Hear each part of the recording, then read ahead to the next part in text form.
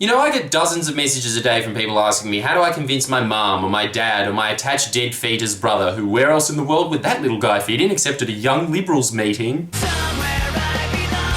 How do you do it? How do you get someone who has voted Liberal their entire lives not to vote Liberal? And after arguing with hundreds of typical Conservative voters over the years, the type of people who, if you ask them, which Australian deserves most to win a Nobel Prize, Great Dinya, I finally have the answer. You can't. Save your energy. I can tell you exactly how every argument you ever have with a Liberal voter goes. It always starts with, the Australian Labor Party has never delivered a surplus in my life, and John Howard did, so the Libs are good economic managers. End of story. So say if that character from The Simpsons who said, that's an odd name. I'd have called them Chazwazzers.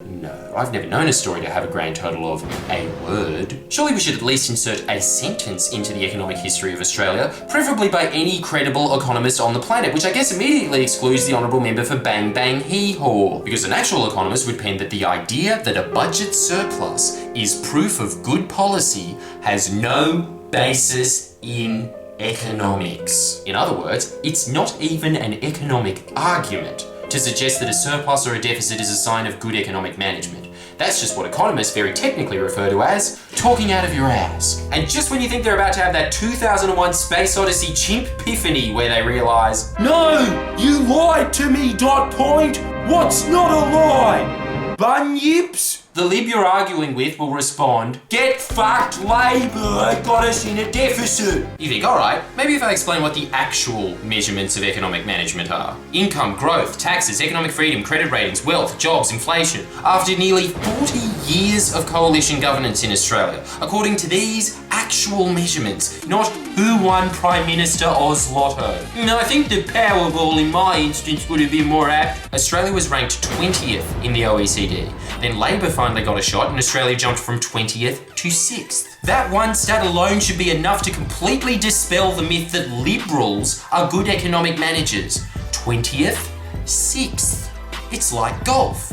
The lower number's better. And we're only at the 9th hole because stopping here wouldn't do the Liberals justice in just how bad at economic management they are. Because under Saint Johnny Howard, the DJ Khaled of Australian politics, as hipsters ironically cheer him on and idiots just cheer him on, John Howard achieved the impossible. After being handed the most structurally stable economy on the planet, with the fastest rate of growth in the developed world, right smack bang in the middle of the greatest mining boom in history. If you replace John Howard with champion StarCraft player Lee Se-Hyun, he'd be weeping with joy as he'd never have to hear, you have not enough minerals, ever again. John Howard took Australia from the 6th best economy in the world to 10th. What the fuck? There's somebody sadly attempting to cut the fortune. And yet the Liberals claim they're concerned with economic management, yet they're voting for Malcolm Turnbull, who, according to something a little more credible than a slogan, raw, empirical, independent data, Malcolm Turnbull is the worst economic manager since Menzies. This is the OECD record, not what Andrew Bolt Dunn reckons. Liberals 20th, Labor 6th, Liberals 10th, Labor 1st, current sitting Liberal government.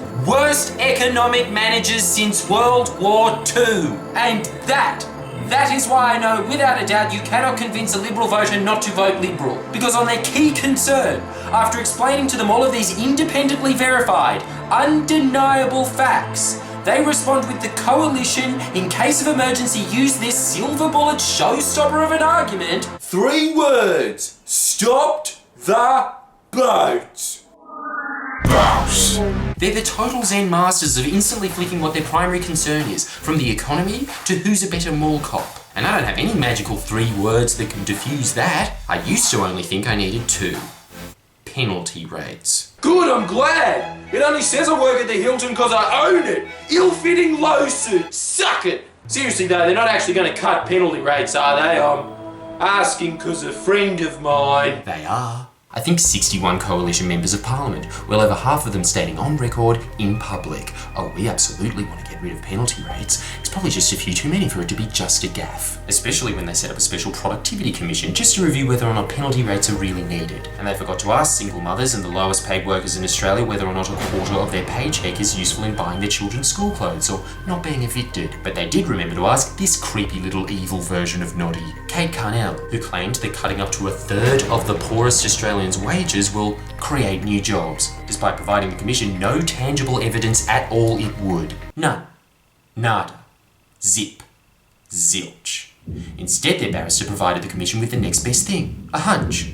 A hunch. Seems like a good enough reason to drag nearly a quarter of Australians below the poverty line, especially when a former Liberal government of Western Australia already cut penalty rates, and it didn't create a single job, but it did make Kate's employers at the Business Council way richer, and the poorest West Australians much poorer. And even though Labor's been fighting this absolute sham of a commission every step of the way, because the Libs are in control of Parliament, the chance that we're about to witness the biggest wages cut in Australian history is a 50-50 chance.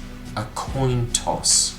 But don't try and convince a Liberal voter of any of that. They're not interested in discovering their beloved Tories are the cheap, gimmicky Danos Direct abtronic of political parties. Great marketing makes a lot of fantastical claims, only problem is they never, ever deliver results, ever. But this complete and utter bullshit they buy can be yours too, for just one easy lifetime's payment of $5,000 a year. Liberal voters aren't interested in knowing any of that. But I know a few people who would. The 4.5 million Australians who depend on penalty rates to scrape over the poverty line each and every week. Those who claim they find politics boring. Share this with them. I bet they'll become very interested very fast when they learn that the money they use to put a roof over their head or food on the table for their kids. The Libs are coming for that. Watch how interested they get when you tell them that if you don't vote for Labor, or in the seat of New England for Tony Windsor, or in Higgins for the Greens candidate Jason Ball, if you don't vote for the candidate most likely to unseat a Liberal or a National, you're going to pay. And you're going to